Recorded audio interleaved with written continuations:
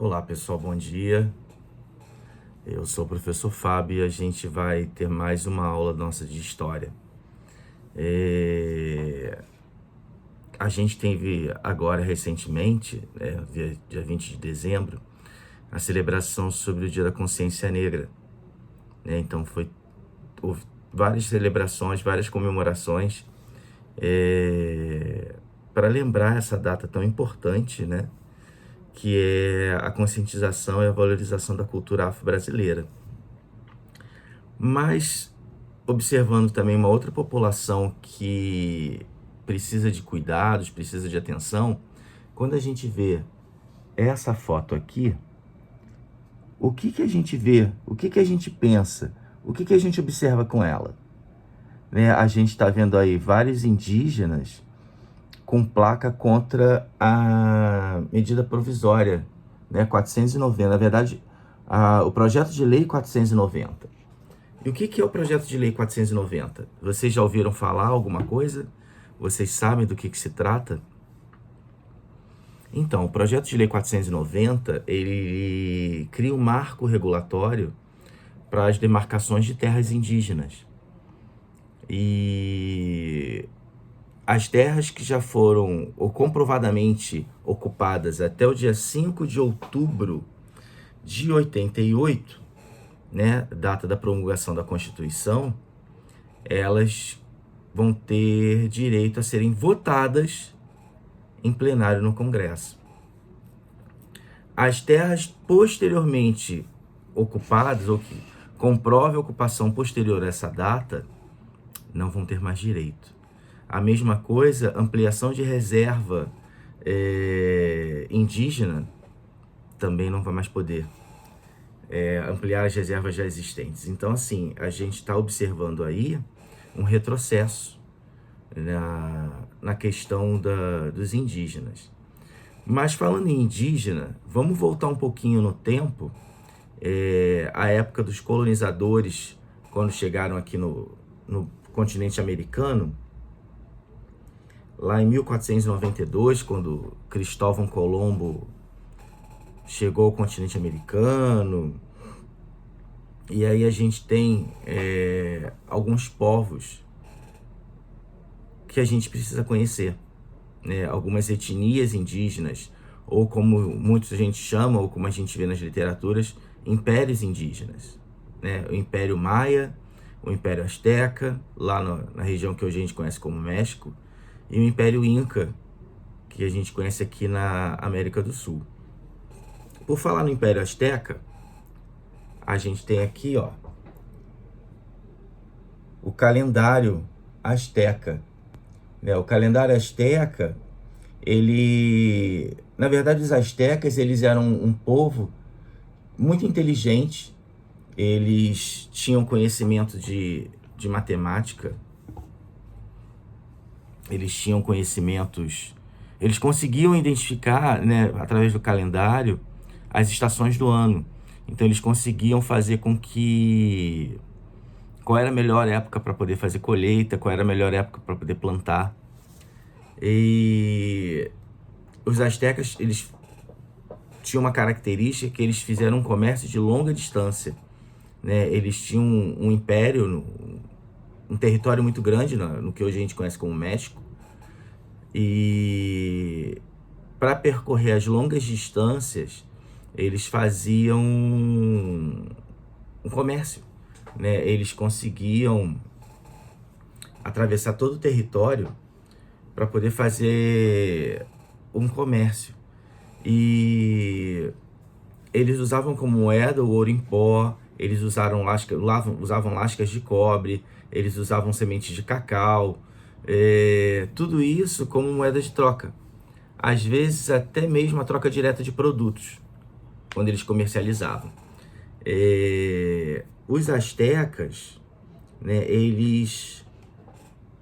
Essa aqui, é a pirâmide do Sol. E aí o que acontece? Os astecas dedicavam um grande sacrifício ao Deus Sol, no templo de Tenochtitlan. Tenochtitlan fica hoje no centro da cidade do México. Essa região aqui é Teotihuacan. Teotihuacan é próximo, né? Quando a civilização asteca ela começou a se desenvolver, ao longo do lago Texcoco. Eu posso estar equivocado da forma como se fala, mas é Texcoco ou Texcoco, ou Texcoco, acredito.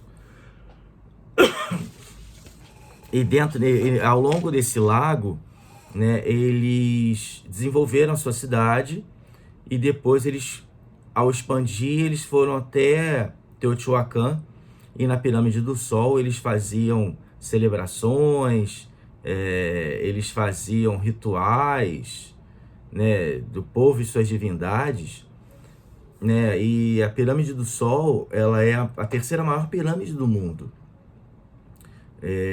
A gente acredita que essa pirâmide ela tenha sido um templo asteca, mas na verdade ela é anterior aos povos astecas. Ela é do povo Olmeca, que posteriormente foram vencidos pelos astecas, e esse povo, os astecas, foram ocupando e aumentando seus territórios até chegarem a essa região. Também lá nos astecas a gente tem uma coisa que são as chimampas, que é isso aqui. O que são as chimampas, pessoal? As chimampas, elas eram ilhas artificiais feitas com estrutura de junco, e no Lago Texcoco, né? Eles faziam essas ilhas, essas plataformas com zinco, colocavam terra e aí aproveitavam a água do lago para poder irrigar a plantação. Então, assim, era um trabalho muito interessante. Até hoje ainda existem chimampas, né, no México. E algumas chimampas, existem canais entre elas para poder passar barco a remo, para facilitar a comercialização de produtos, a troca de mercadorias e a produção. É bem interessante essa questão da produção por meio das chimampas. Desculpe. Como eu tinha mostrado para vocês, as chimampas, como o povo asteca, ele vivia numa ilha, né? Eles criaram o reino, né? Criaram uma fortificação no meio da ilha, e aí para poder facilitar a entrega de alimentos, o cultivo de alimentos, a produção de alimentos, eles fizeram essas chimampas, né? Essas ilhas artificiais para a produção e atender a construção lá da sede, né? do governo, né? Da sede do Império Azteca. No México também, pessoal, a gente tem uma civilização, né? Conhecido também talvez como um império, mas mais uma civilização, que são os maias, né? A gente tem muito dessa imagem que é de Chichén Itzá, conhecida pelos... Quando a gente fala de Maia, vem muito essa imagem na nossa cabeça, né? Os maias fixaram-se na península de Yucatán, né? Quem viu o mapa do México, né? Aquele negócio que faz assim, aí tem o Golfo do México e tem aquela pontinha, como se fosse o bico do pé de uma bota. Então ali é a península de Yucatán. Então eles ocuparam ali a região de Mérida, de Uxmal, Tulum, foram a Costa Rica, ao Belize, a Nicarágua. E já bem antes, né, mais ou menos por volta de 1000 anos antes de Cristo, iniciou-se um processo de aceleração urbana nessa região. E a gente sabe que em história a gente precisa muito de documento, né? A questão documental, ela é muito importante para a história. A gente precisa de documentos para poder fazer com que a gente consiga entender, compreender como é que era o funcionamento, ou como é que era a questão social daquele grupamento, entender como é que era a realidade à época, né? Porque hoje a nossa realidade é uma, à época a realidade era outra, né? Então, assim, a gente entende que os costumes, eles são muito atrelados nas questões sociais à realidade daquele momento, né? A gente viu aí no começo da nossa aula, eu mostrando ali a questão dos indígenas reivindicando a questão da votação do PL 490, né? É uma realidade hoje. Isso já é discutido há muito tempo, principalmente por conta da bancada ruralista. E se a gente não observar com calma, a gente pode entender de forma equivocada. Mas voltando à questão dos maias, depois a gente vai voltar a essa questão dos indígenas brasileiros.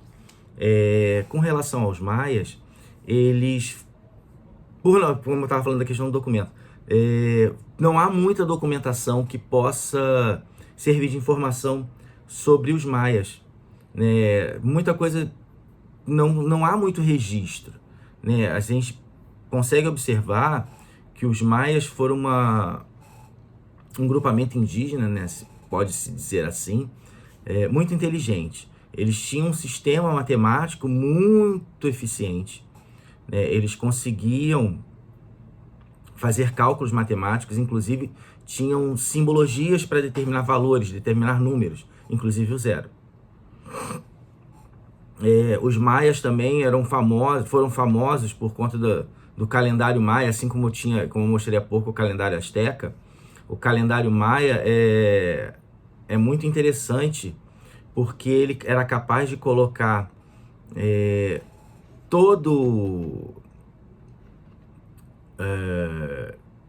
de forma bem precisa as estações do ano. E a gente teve um filme aí recente, o 2012, que foi inspirado no calendário maia, né, que o mundo ia acabar em 2012.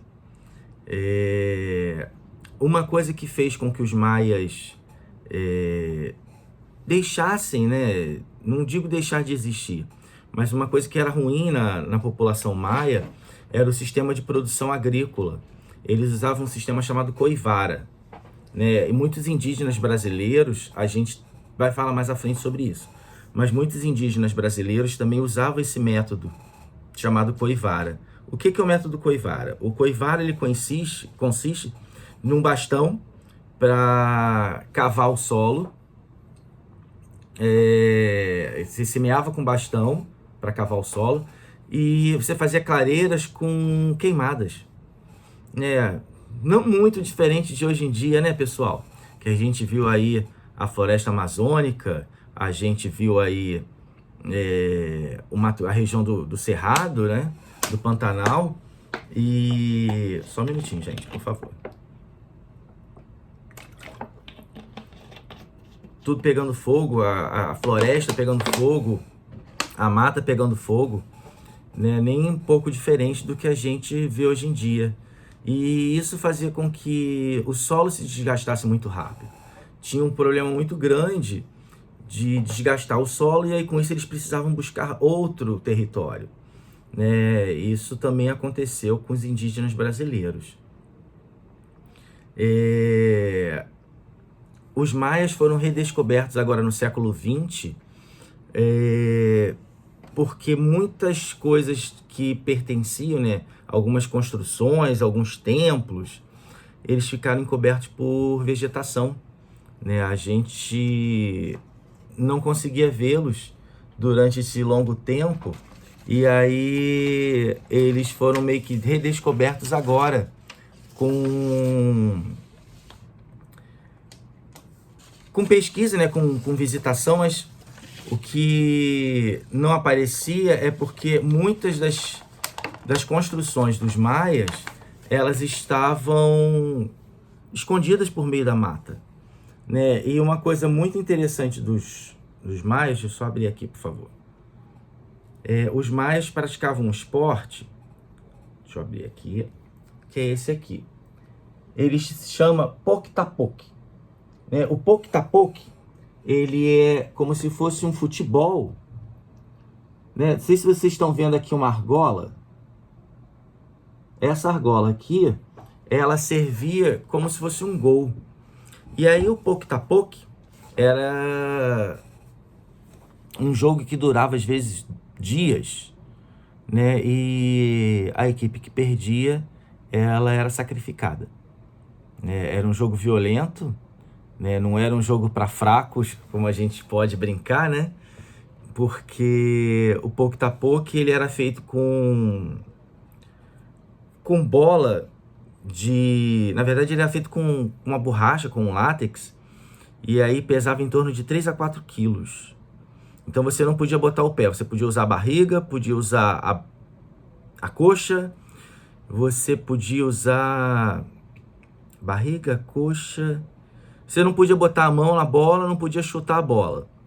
Mas eu sei que tem alguns vídeos na internet que mostram, né, recentemente, que ainda existe essa preservação da cultura, e existem esses vídeos que mostram como era jogado o Poke-Tapoke. E assim, o Poke-Tapoke, como eu falei ainda há pouco, ele era um jogo violento, e há mais de 1000 campos de Poke-Tapoke no México. Como é que era um campo de Poke-Tapoke? Pensa num I, né, o I maiúsculo do computador, quando a gente digita lá em Times. Então você tem uma barrinha em cima, uma coluna e uma barrinha embaixo. Então nessa lateral ficavam essas bolotas, né? E os jogadores tinham que tentar fazer com que a bola passasse por dentro dessa bolota, né, que era o gol. E como eu falei, né, a equipe vencedora era tido como exemplar, e a equipe que perdesse, ela ia para sacrifício, né? Tanto os astecas quanto os maias, eles faziam sacrifícios, né? Como ritual sagrado para o deus Sol, principalmente os astecas, para agradecer ou para pedir uma melhor fartura na produção, ou para guerrear e conseguir vencer lá os outros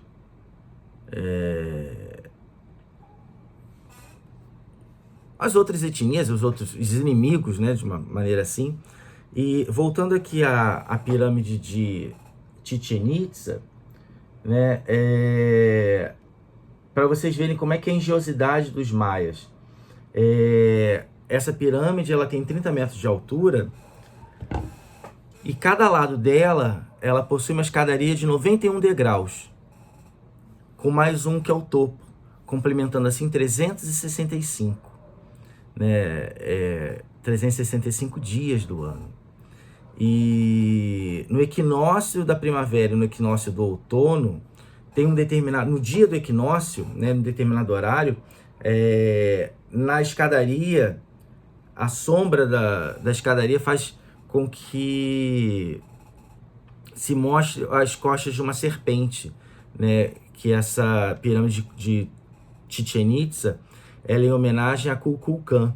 Kukulcán é a serpente emplumada, é um dos deuses cultuados por eles, né? É uma divindade muito cultuada nessa região do México, né? Kukulcán era a serpente emplumada. Então, se vocês olharem aqui na escadaria, vocês vão ver que tem vários degraus. Então, na quina desses degraus, durante o equinócio de primavera e de outono, o raio do sol projeta a sombra triangular nessa quina. Então, faz com que fosse uma serpente. É bem interessante isso. Aqui, vocês vão ter aqui as ruínas de Tulum. Tulum é uma cidade um pouco mais ao sul da Península de Yucatán, né? A gente ouve falar muito de Cancún, a gente ouve falar muito de Playa del Carmen, que são destinos turísticos, mas Tulum tem essas ruínas também da civilização maia, né? Que é bem interessante, é bem bonito de se ver. Eu sei que viajar é um pouco complicado, né? Tem aí a questão do dinheiro, você tem aí agora a questão do Covid, mas a gente vai ver aqui em sala de aula, no nosso próximo encontro, algumas fotografias, alguns sites para que a gente possa viajar estando em sala de aula e conhecer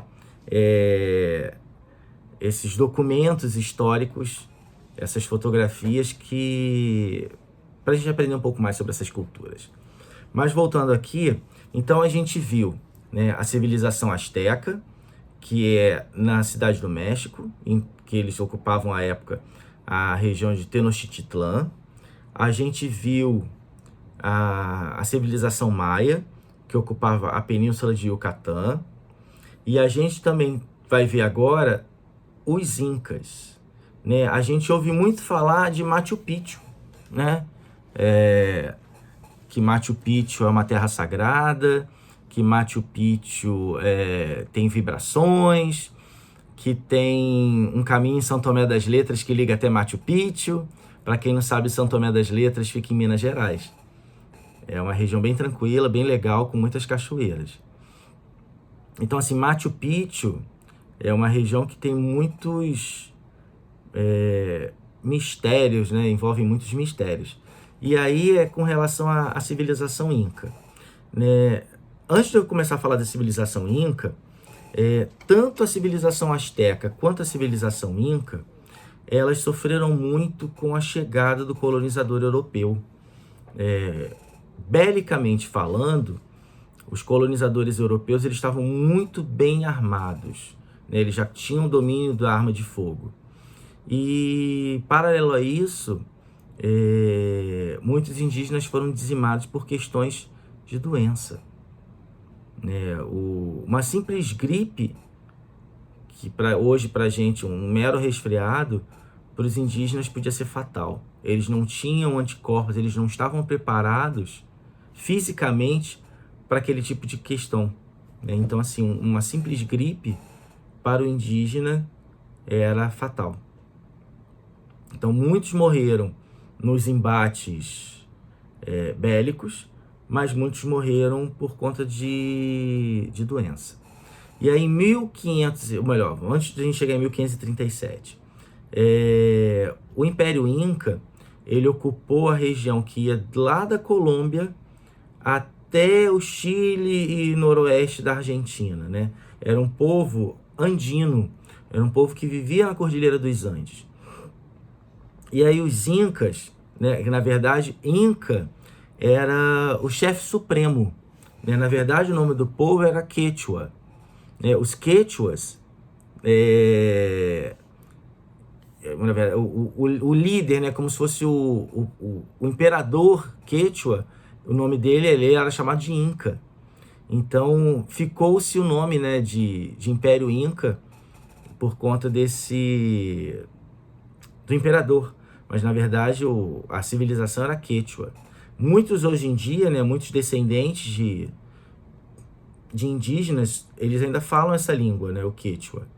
Quem tiver a oportunidade de ir ao Peru ou conhecer alguém que vai ao Peru, muitos moradores de Arequipa, de Cusco e daquela região ali ainda falam o Quechua, né? Não é a língua principal é o espanhol, mas entre eles existem muitos moradores que conversam em Quechua.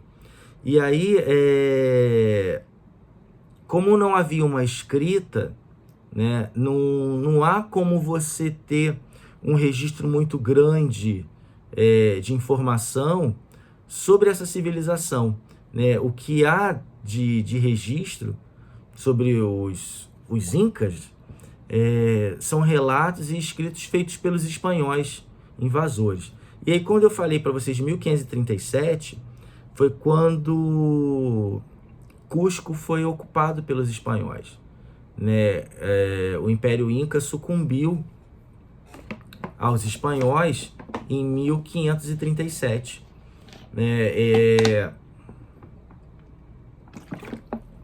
Os espanhóis conseguiram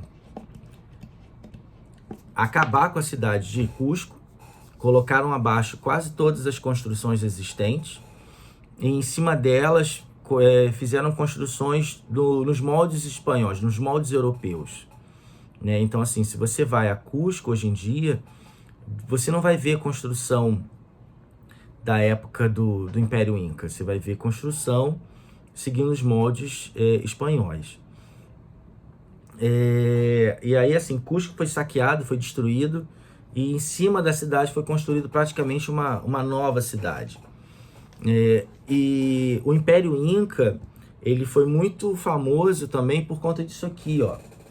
Isso aqui é em Marai. Deixa eu botar mais perto para vocês poderem ver. Vocês estão vendo aí uns degraus, né, no círculo? Isso são terraças. Terraças, como se fala. Terraças.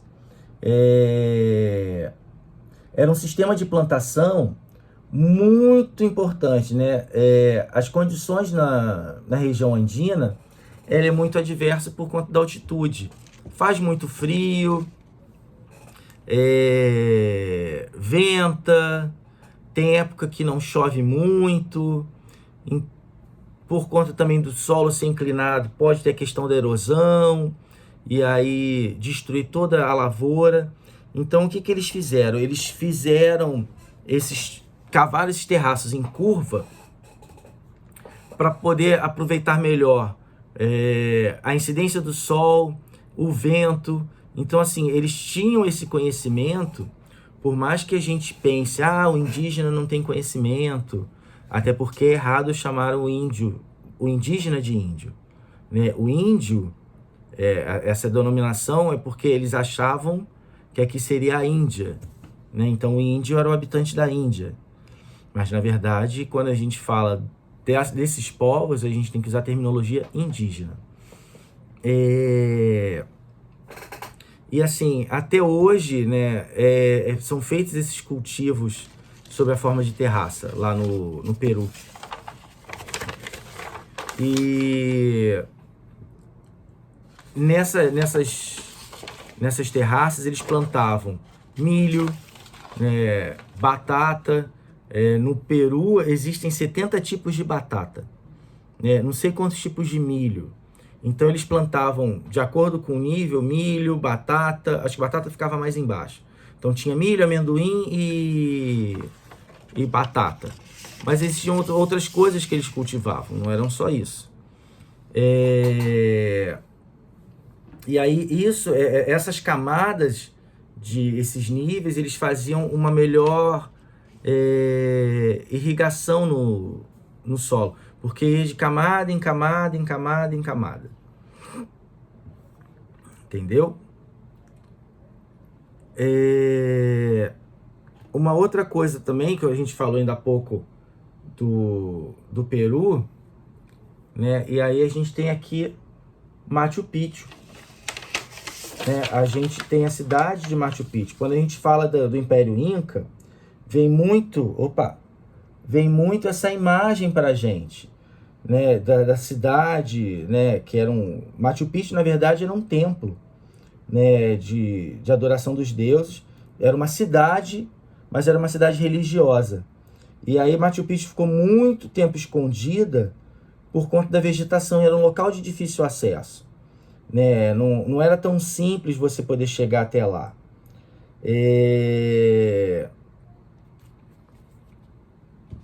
Hoje, para você poder chegar a Machu Picchu, ou você vai por trem, ou você vai a pé, não tem estrada, né, até a cidade de Águas Calientes, que é próximo para subir para Machu Picchu. Né, não existem outros meios de locomoção. E aí, o que acontece? Voltando à questão das terraças. Elas eram cultivadas dessa forma para poder evitar a erosão e aproveitar o máximo possível das condições climáticas que eram desfavoráveis naquela região. E eles precisavam alimentar a população de qualquer jeito, né? Da melhor forma. De qualquer jeito não, mas de uma melhor forma para poder atender os anseios dessa população. E assim, com a chegada dos espanhóis, né, tanto no México quanto no Peru, eu falei ainda há pouco, a população indígena ela foi praticamente dizimada em combates corpo a corpo, né, na guerra. Então, assim, o que os espanhóis faziam? Eles se aliavam com um grupamento. Por exemplo, eu quero chegar nesse grupamento aqui. Então, eu vou me aliar a esse aqui, que é inimigo desse aqui. E aí eu vou descobrir quais são os defeitos, as dificuldades desse aqui, ou os caminhos para poder acessar essa região aqui, que aquele outro vai me ensinar. Então, depois que eu ataco esse aqui, que eu consigo conquistar esse aqui, eu derroto aquele de lá. Então, os espanhóis faziam isso, principalmente no México. Mas, professor, só existia indígena no México e no Peru? Não, moçada. Aqui no Brasil, com a chegada do colonizador europeu, também existiam várias etnias de indígenas, né? Deixa eu botar aqui para vocês. Outra coisa. Isso aqui, ó,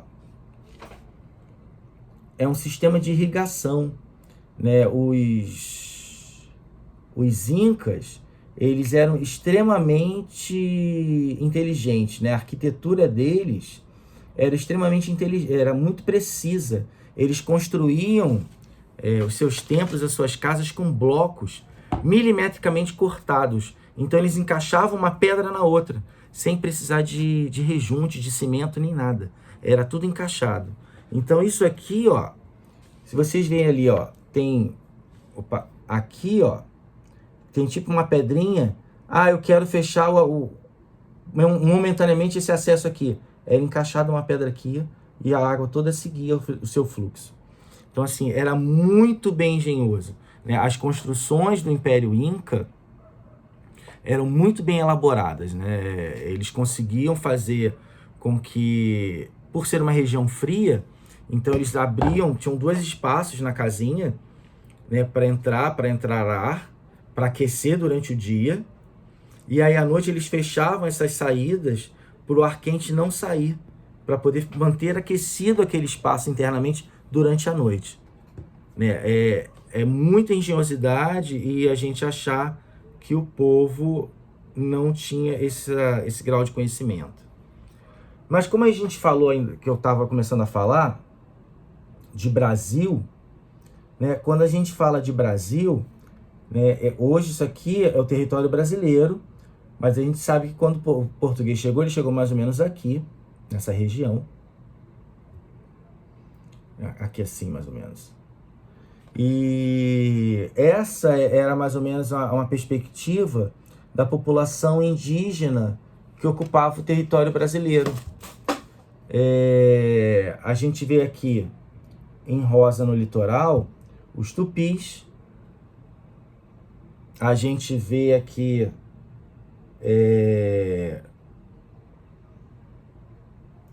os tupis são esse tipo um salmão. Aí a gente tem aqui algumas outras etnias, que é esse rosa aqui e esse outro aqui. Mas esse salmão aqui, ó, aqui embaixo, aqui na costa do Nordeste, isso tudo são tupis. Aqui embaixo a gente tem os charruas. Aqui em amarelo, os Gês, que a gente chama de macro-G. Aqui o cariri.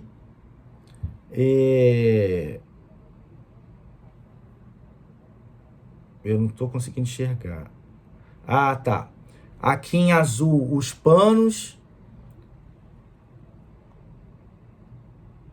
Em cinza, aqui em cima, os tucanos. Tá? Vou botar aqui para vocês olharem com mais calma. E aí, o que acontece, moçada? Os tupis, eles ocupavam a maior parte do território brasileiro, né, da área litorânea. Era o grupamento mais numeroso. Alcançava mais ou menos em torno de 1 milhão de habitantes. Existem estudos de historiadores que dizem que essa comunidade, né, esse grupamento indígena podia alcançar, acho que em torno de 6 milhões de indivíduos. né, eles consumiam o cauim, que era uma bebida alcoólica, na verdade uma cerveja feita com a base de milho ou de mandioca, e aí eles colocavam mel ou frutas para poder adocicar um pouco mais a bebida, mas ao mesmo tempo aumentar o teor alcoólico. Eles viviam em aldeias, né, e cada oca as aldeias tinham de 500 a 700 indivíduos, e aí eles faziam uma oca que dormiam 100 pessoas ali dentro. Então as mulheres faziam comida ali dentro da, da oca, né? Os homens iam para caça, as mulheres cuidavam da plantação, e era todo mundo nesse mesmo espaço. Aqui, ó, esse aqui é uma aldeia indígena que tem em Paraty. É bem interessante. Antes de você indo para Paraty, fica em Iriri.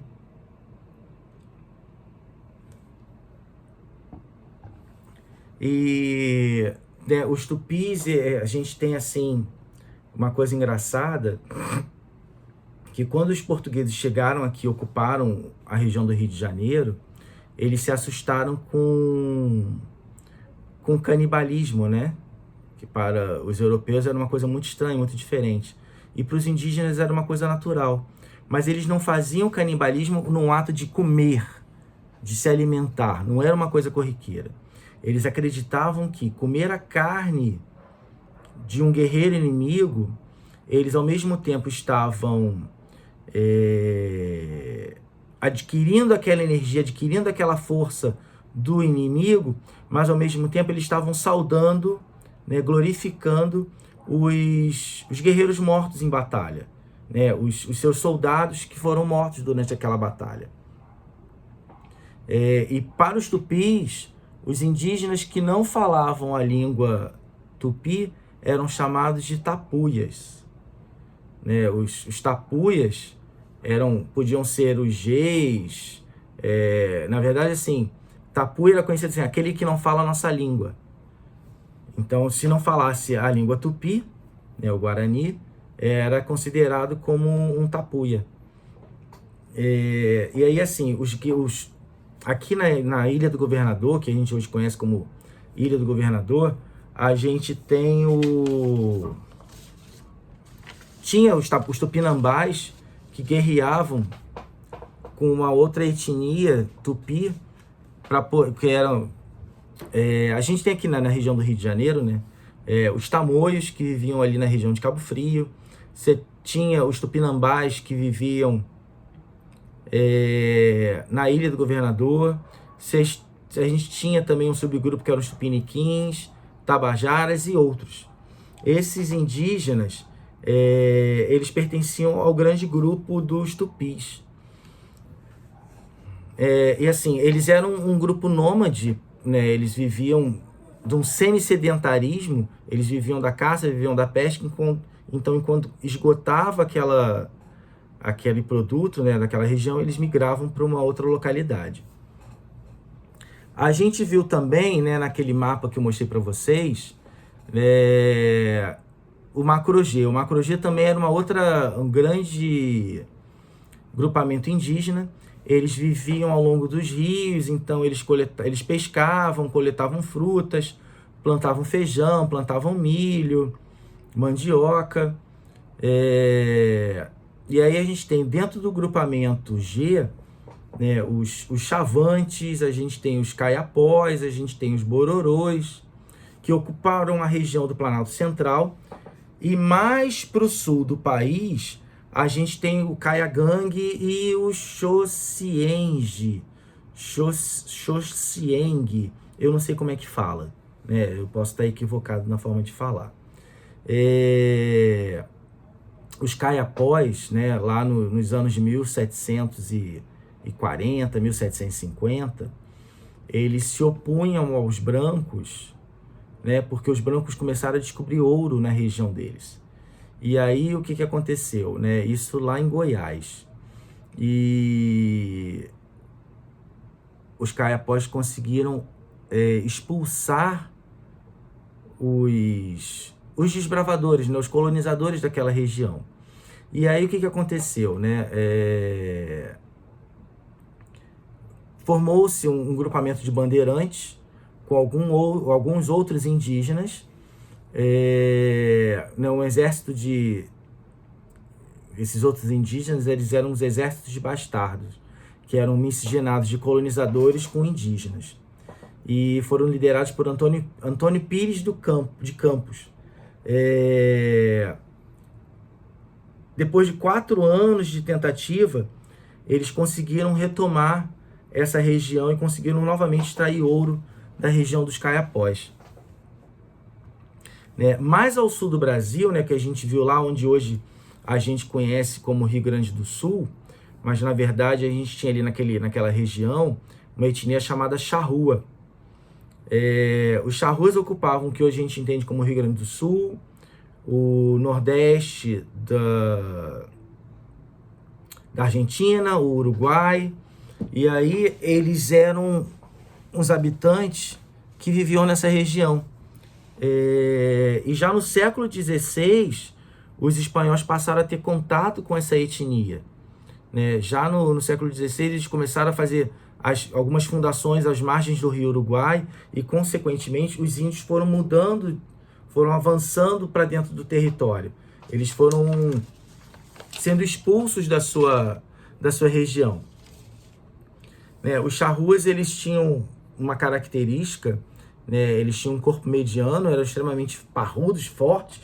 Eles mediam em torno de 1,74 m, e os velhos da aldeia, eles faziam parte de um conselho.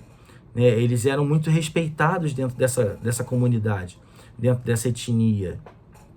Né? Enquanto os homens participavam de rituais xamânicos, com uso de xixa, que era uma bebida, né, feita de mel e água, iam para caça, as mulheres ficavam com as crianças, né? Na verdade, os velhos ficavam nas casas, as mulheres e as crianças ficavam com esses velhos, com os idosos.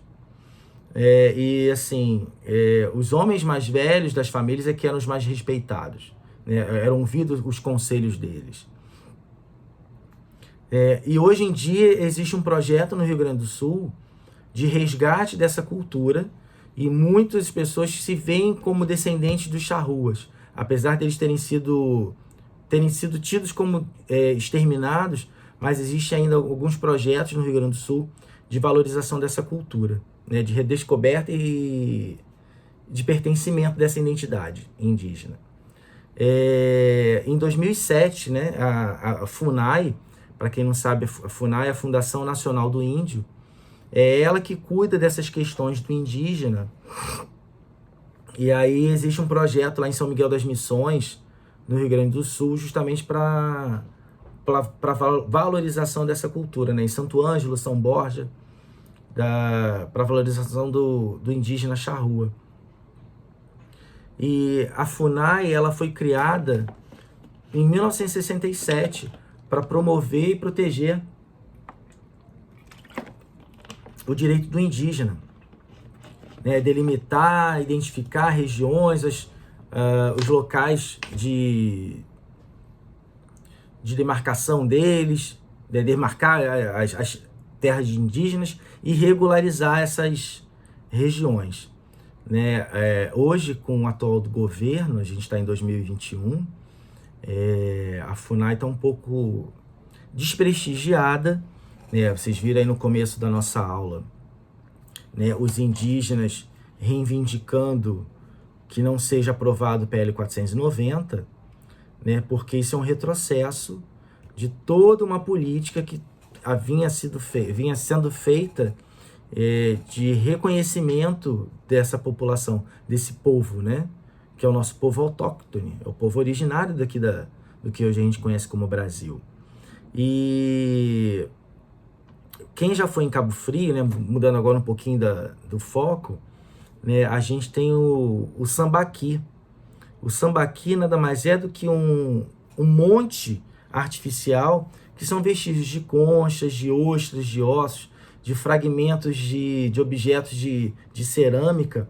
E isso é também uma forma de identificar que ali, há muito tempo atrás, viveu uma população que poderia ter sido uma população indígena, né? E para a gente concluir aqui, em 2011, lá no Xingu, né, no Parque Nacional do Xingu, houve uma festividade de celebração dos 50 anos da delimitação do Parque Nacional do Xingu. Deixa eu só mostrar aqui uma outra...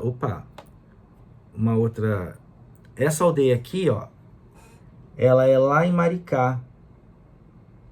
Então, assim, aqui no Rio de Janeiro, né, a gente tem aldeias reconhecidamente pela FUNAI. A Guarani de Bracuí, que é em Angra dos Reis. A gente tem Paraty-Mirim, também, que é reconhecida. Tem uma outra em Paraty, que, se eu não me engano, acho que é no Saco do Mamanguá, também é reconhecida. E aí essa de Maricá ainda não é reconhecida. Tem duas em Maricá. Uma em Maricá, em São José do Embaçaí, e outra em...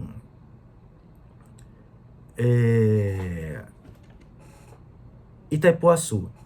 E lá em Paraty, a gente também tem uma outra aldeia indígena de um grupamento que é originário da Bahia, né? Eles não são originários dali, daquela região, que é a aldeia Rarrahai, que nesse momento está me fugindo o nome do grupamento originário. Mas enfim,